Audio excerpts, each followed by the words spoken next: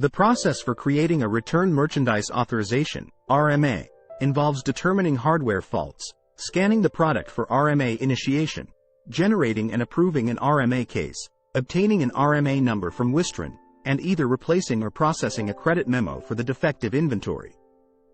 Once the product is returned, Wistron inspects and repairs it if necessary.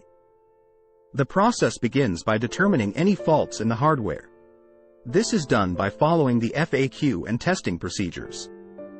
If necessary, the user calls Helix Compute Support for assistance. Once a fault is resolved, the process moves forward.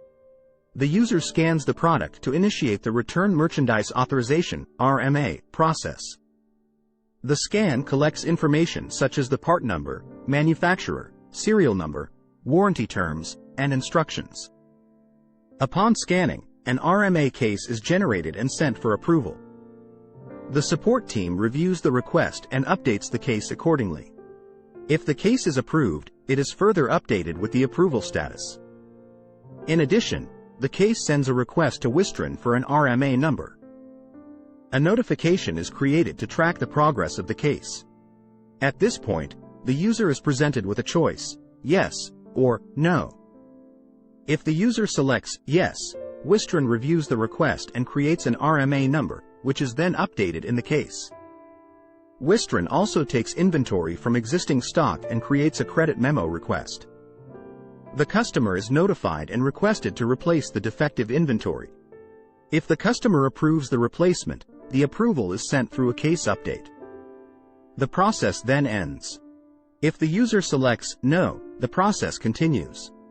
In this case, Helix processes the credit memo for the customer and updates the case accordingly. The defective inventory is stored pending the RMA number. The updated case then creates an RMA number and a shipping label. The user uses the shipping label to return the product and updates the case accordingly.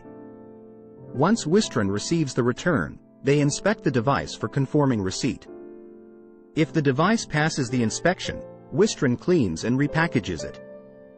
At this point, Wistron has two options: yes or no. If the device is deemed non-testable or non-functional (NTF), Wistron repairs it. Otherwise, Wistron is not liable for any repairs. Once the repairs are complete, the inventory is moved to storage. If Wistron decides to repair the device, Helix reviews the repair request and ships the inventory as necessary. The process then ends.